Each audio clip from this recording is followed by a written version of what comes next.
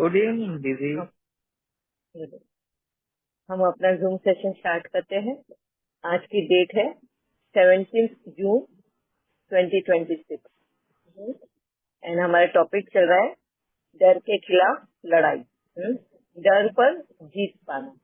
उसमें भी अभी हमारा जो टॉपिक चल रहा है वो है भूत प्रेत के ऊपर।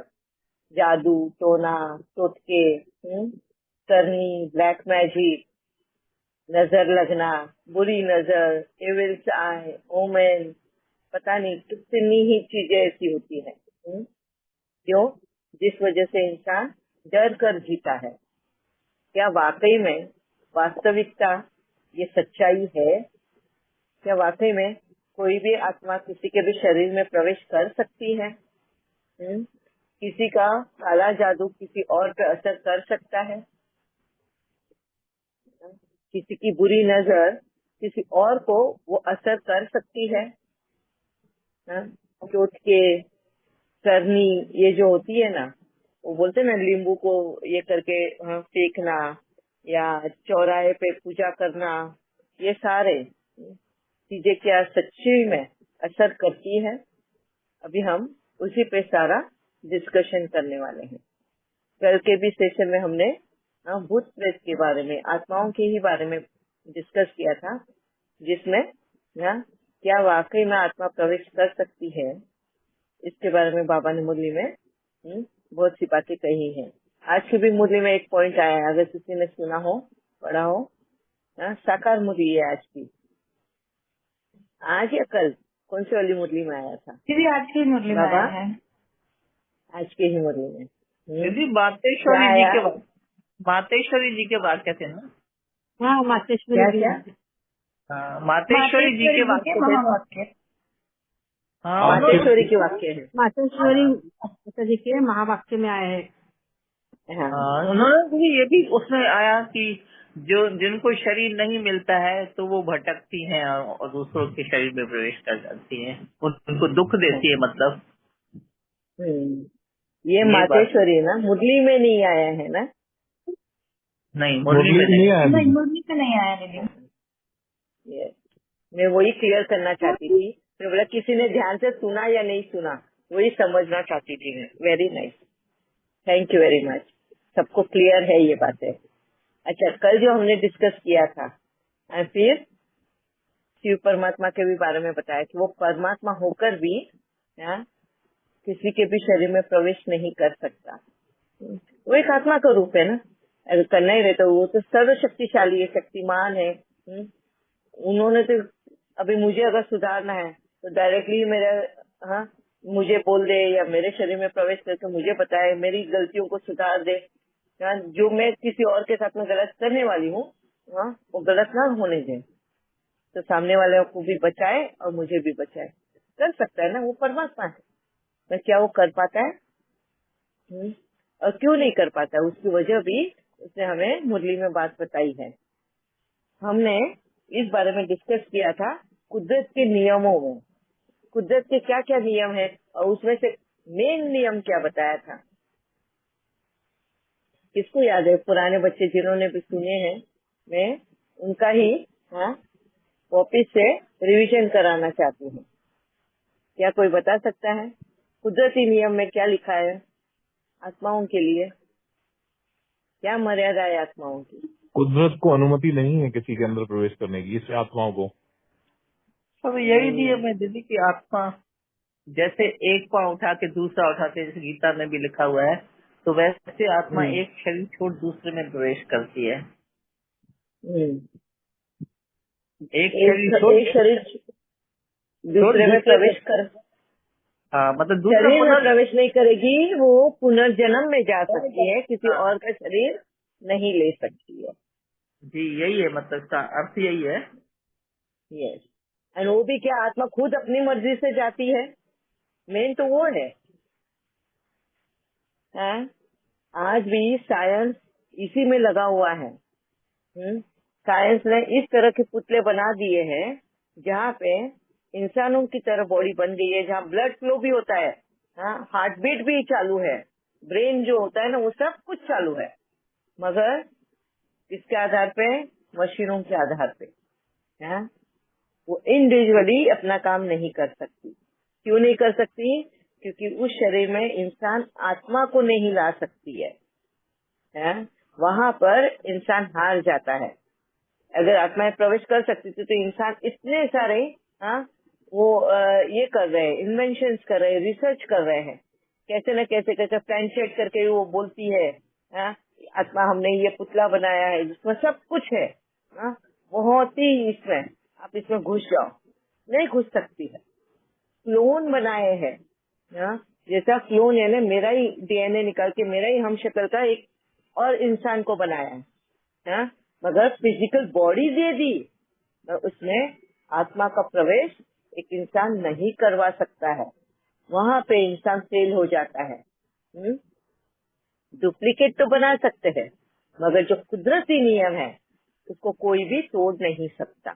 कुदरत ने वो अपने हाथ में ही रखा है। किसका जन्म होना है, कब होना है, वो कुदरत के ही हाथ में है। और आत्मा कैसे प्रवेश करेगी वो भी कुदरत के हाथ में है।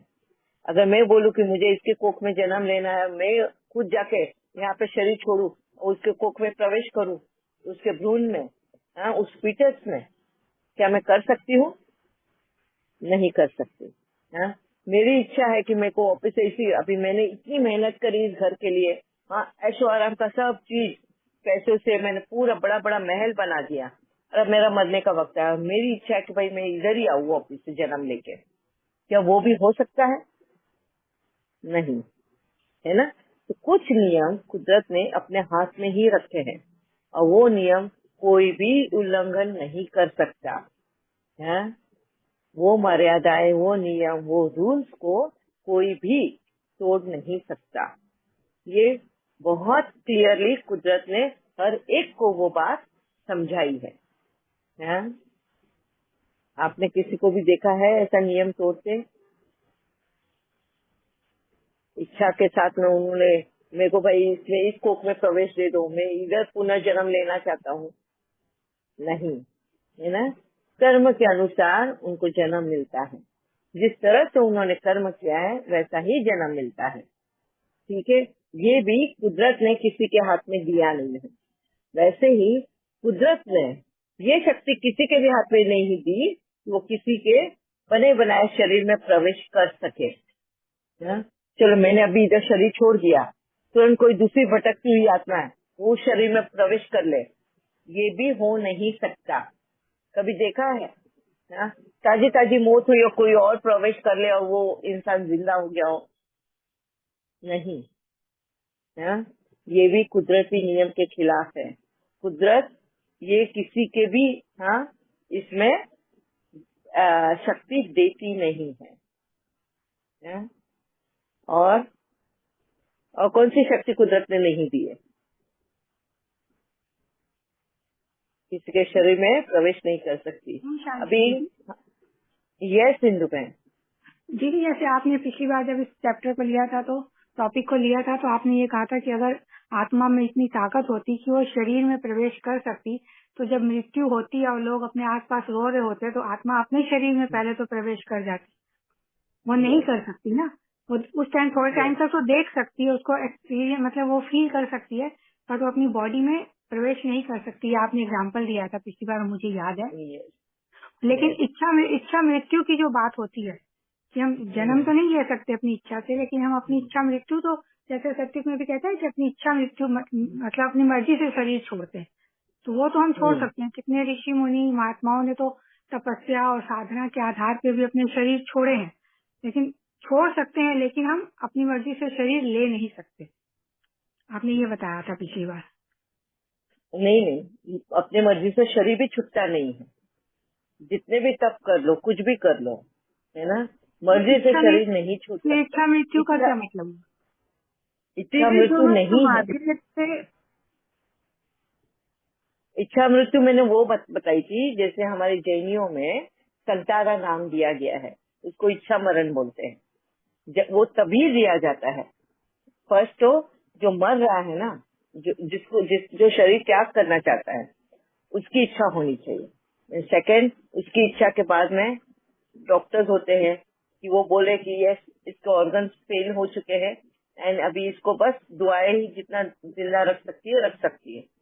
मेडिकेशन वगैरह सब बंद हो जाता है उस वक्त। फिर परिवार के मेंबर्स जो होते हैं, उस इंसान के परिवार के जितने भी लोग होते हैं उनकी भी कंसर्न ली जाती है कि हम इसको अभी संतारा बोला जाता है, एक बहुत बड़ा वर्ड है ये जैनियों में, कि इसको इच्छा मृत्यु बोला जाता है, मर्सी किलिंग भी बोला जाता है। कि इसको वो संतारा दे देते हैं ताकि ये लास्ट तक वो मतलब लास्ट मोमेंट तक वो कुछ भी खाएगा पिएगा नहीं, कोई मेडिकेशन नहीं होगा, इवन पानी प्यास लगे तो भी पानी नहीं दिया जाता, उसको बोलते हैं इच्छा मरण। वो तभी दिया जाता है जब उसका शरीर पूरा काम करना बंद कर देता है, उसके ऑर्गन्स फेल हो जाते हैं। मैंने ये क्लियर किया था, उसको बोलते हैं इच्छा मरण का। मर्सी किलिंग लोग बहुत ट्राई कर रहे हैं, जिनको कैंसर हो गए हैं, ये हो गए हैं, बहुत तकलीफ में जा रहे हैं, जो बेड रिडन है, सालों साल कोमा में पड़े हैं, उनके लिए भी कहा जाता है, वो कोर्ट में अपील करते हैं मर्सी किलिंग के लिए, मगर कोर्ट भी उसके लिए इजाजत नहीं देती।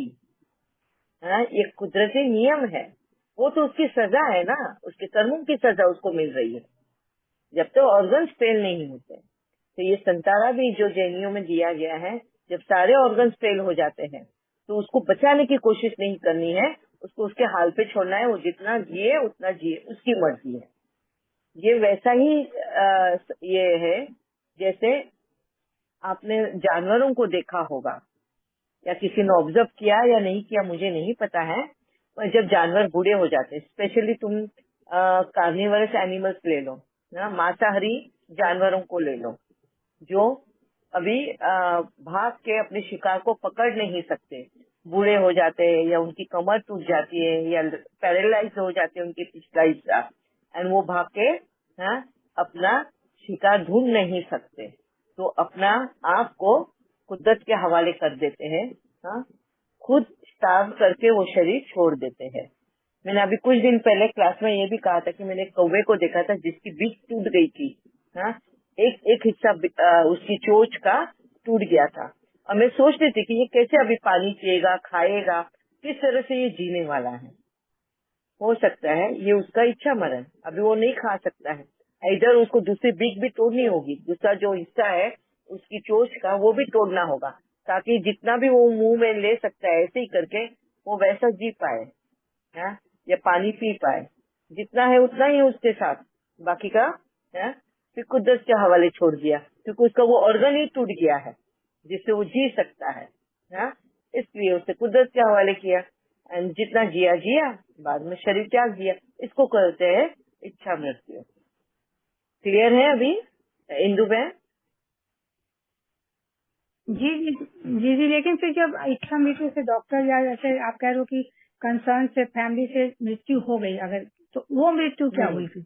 अगर उसने वही ना, उसी को इच्छा मृत्यु बोला जाता है, मगर वो तभी मृत्यु है, मतलब कैसे उसने सब त्याग कर दिया ना, जैसे मैंने जानवरों का भी बोला, वो सब त्याग कर देते हैं, उनसे होता ही नहीं है लेने के लिए, खाने के लिए। कोई भी जानवर, अभी इंसान तो भी है कि एक दूसरे के लिए मदद करके उनको खिलाते पिलाते हैं, अभी बेड रिडन भी हो गए तो हम देखभाल करते हैं उस इंसान की, खिलाना पिलाना, वो जगह पे उसका होता है, मगर जिंदा रखने की कोशिश करते हैं, है ना। मगर जानवरों के इसमें ऐसा नहीं है, अगर वो पैरालाइज हो गया, कुत्ता पैरालाइज, अभी वो गाड़ी के इसमें आ गया और उसका पिछला हिस्सा पैरालाइज हो गया, और वो न चल सकता है न फिर सकता, अपना अनाज ढूंढ नहीं सकता है, किसी ने दया करके उसके पास छोड़ दिया तो वो खाएगा, नहीं छोड़ा तो वो भी नहीं खा सकता है, तो वो क्या है, ऐसे पड़े पड़े उसको शरीर त्यागना ही है ना, तो वो इच्छा मृत्यु है। ऐसे ही संत हमारे जो बड़े हैं, तीर्थंकर हो चुके हैं जैनिज्म में, वो तीर्थंकरों का भी कैसे है, वो अपने आप को जिस वक्त उनको ऐसा लगता है कि उनका शरीर अभी साथ नहीं देने वाला है, वो अपने आप को गुफा में या किसी में ले जाते हैं, अपने आप को वहाँ पे वो समाधि के रूप में बैठ जाते हैं। जब तक शरीर में जान है, जब तक वो सर्वाइव कर रहा है, तो शरीर भी तब तक सर्वाइव करता है जब तक उसके ऑर्गन चल रहे हैं, और उसके अंदर का जो सेविंग्स किया हुआ है, मांसपेशियों का, इसका जितना भी सेविंग्स है, फैट्स, वो सारा यूज होता है एंड बाद में ही वो शरीर त्याग होता है, उसके पहले नहीं होता। ये मेरी आप बीती है, मैं आपको बताती हूँ। जब मेरा खुद का सर्जरी फेल हुआ था आज के 16 साल पहले, 10 महीने तक मैं खाना पीना में इवन थूक तक नहीं निकल पा रही थी। तो मैंने कैसे 10 महीना सरवाइव किया बिना पानी का, बिना खाना पीना, 10 महीना। हाँ, ऐसे ही ना, क्योंकि बॉडी की जो सेविंग्स थी मेरी, उसी के ऊपर चल रहा था मेरा शरीर। एकदम हड्डी हो गई थी मैं, 45 kg हो गया था मेरा। एंड बाद में जाके मेरे वो जो कर्मा थे वो खत्म हुए। मैंने वो बाद में, उस टॉपिक पे नहीं जाऊंगी मैं। कर्मों जो कर्म किया था वो खत्म हुआ एंड फिर मेरा पानी पीना शुरू हुआ। फिर पानी, फिर थोड़ा धीरे धीरे खजूर, छोटा छोटा पीस, इस तरह से मैंने 1 साल तक सरवाइव करने की कोशिश की एंड रिगेन किया अपना फ्यूल जो है, अपने अंदर रिगेन किया, कैसे करके सरवाइव कर पाई मैं। तो इस तरह से होता है। अगर नहीं मिलता है, त्याग देते। तो बड़े बड़े जो समाधि लेते हैं वो इच्छा मृत्यु इसीलिए है क्योंकि उनका शरीर उनको त्यागना होता है। वो समाधि में एक बार बैठ जाते हैं, फिर खाना नहीं, पीना नहीं, कुछ भी नहीं, वो लीन हो जाते हैं। वो उसी दशा में वो शरीर छोड़ देते हैं। ठीक है, मगर इच्छा मृत्यु मतलब मुझे अब भी मृत्यु आनी चाहिए और मैं शरीर छोड़ना चाहता हूँ, तो ऐसा नहीं होता, वक्त पे ही होता है। वो होता है जो अभी मैं शरीर छोड़ना चाहता हूँ, मैं अभी ये करना है, तो वो आत्महत्या कहा जाता है। वो कोई ना ऊपर से कूदी मार दे बिल्डिंग के ऊपर से, या फिर पंखे पे लटक जाए, या पॉइजन पी ले, या पानी में डूब के मर जाए। अपने आप को कोई ना कोई आत्मघात करा के लेता है, उसको बोलते हैं, मगर वो उसको मोक्ष नहीं मिलता, वो आत्माएं भटकती ही रहती है, मुक्ति नहीं है उसको। ठीक है, यस मोनी बहन, आपको कुछ कहना है? जी दीदी, वो इच्छा मृत्यु की बात जो आपने क्लियर कर दी ऑलरेडी, यहाँ पे वो क्लैरिटी थी। और उससे पहले कौन सी बात हो रही थी, वो एक पॉइंट थी वहाँ पे, मैं भी मिस कर रही हूँ अभी, ये इच्छा मृत्यु की सेम बात थी। और ऐसे जो उन्होंने कहा सन्यासियों का वगैरह, तो सन्यासी अपना कर्म बंधन से मुक्त होके या कहीं उससे सन्यास लेके, मुक्त तो होते नहीं है, सन्यास लेके वो इस तरह से अपने आप को वो समझते हैं कि मतलब मैं अभी कुछ करना नहीं है, कुछ ये तत्व को पालूंगा, या इस तरह से, जिसे बाबा ने भी मुरलियों में वर्णन किया है, वो इस तरह से अपने शरीर को मतलब कुदरत के हवाले कर देते हैं। तो वो ऐसा कुछ है नहीं कि वो वहाँ भी इच्छा मृत्यु होती है, वहाँ भी उनको जो भोगनी होती है वो भोगते ही हैं। वो सारी चीजें बस उनकी वो एक दृढ़ता, ये कहूँ दृढ़ता होती है उनमें, वो साधना होती है, तो उनका वो प्रभाव से थोड़ा सा महसूसता नहीं होती है। जैसे आपने भी वो प्रकृति जीत का एग्जाम्पल आप भी हो, तो वो प्रकृति को जीतते हैं उस साधना से। और ऐसा कुछ है नहीं कि उनका इच्छा मृत्यु होता है, बस उस शरीर की हालत इस तरह से हो जाती है कि स्वयं कुदरत के हवाले हो जाती है।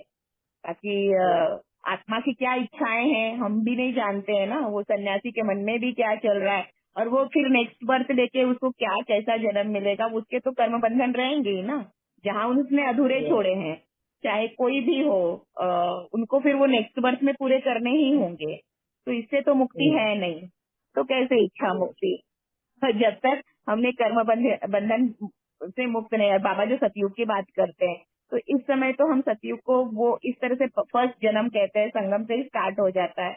तो जो कर्म ये कार्मिक अकाउंट, ये सबका नॉलेज, ये अपने कर्म बंधनों का मुक्ति, जीवन मुक्ति को इसी पल में महसूस करके उससे मुक्त होता है कि भाई मुझे नए हिसाब किताब नहीं बनाने, अपने कर्मा इस तरह से सेटल करता है, प्यार से सेटल करता है, उसे करेक्ट करता है।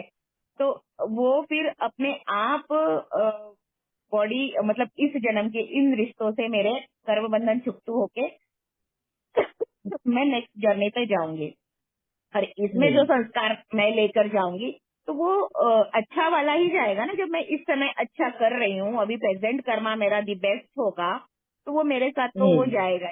प्लस वो तो हो गई अगले, अब इस जन्म में अगर मैं वो महसूस कर सकती हूँ, अभी अभी मैं करूंगी और मेरे पिछले जन्म में छुप कर लूंगी, तो मैं अकर्म की भी जो बाबा बोलते हैं सतयुग में कर्म अकर्म होते हैं, तो उसकी भी खुशी को मैं महसूस कर सकती हूँ इसी जन्म में, वो संतुष्टि को मैं महसूस कर सकती हूँ।